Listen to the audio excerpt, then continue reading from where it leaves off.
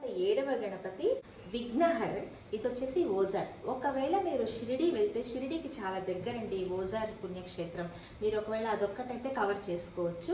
విఘ్నాసురుడు అనే రాక్షసుని చంపారు కాబట్టి, సంహరించారు కాబట్టి స్వామికి ఈ పేరు వచ్చిందనమాట. ఇది ఓజార్ అనే ఊర్లో ఉంది. అద్భుతమైన క్షేత్రం. దర్శన మాత్రం చేతనే సకల శుభాలు ఒనగూర్చే అద్భుతమైన క్షేత్రం ఈ విఘ్నహర్.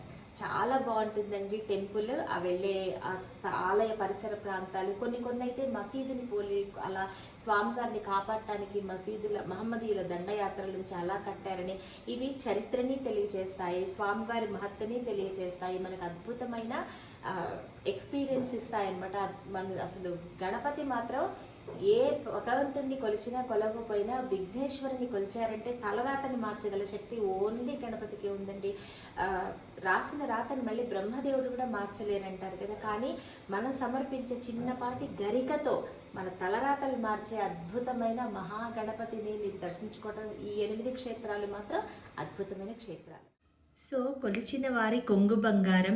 ఏ పని మొదలుపెట్టినా అందులోని విఘ్నాలను తొలగించి చేసే పనిని సక్రమంగా అయ్యేలాగా అనుగ్రహించే ఈ అద్భుత విఘ్నహర్ అన్నమాట. విఘ్నాలను తొలగించే ఈ విఘ్నహర్ని మనం కూడా దర్శించుకుని ఆయన దయకి కృపకి మనం కూడా పాత్రులయ్యి ఏ పని తలపెట్టినా విఘ్నాలు లేకుండా కొలుచుకునే అద్భుత క్షేత్రాన్ని మనము దర్శించుకుని ఆయన ఆశీస్సులని తప్పకుండా పొందాలి.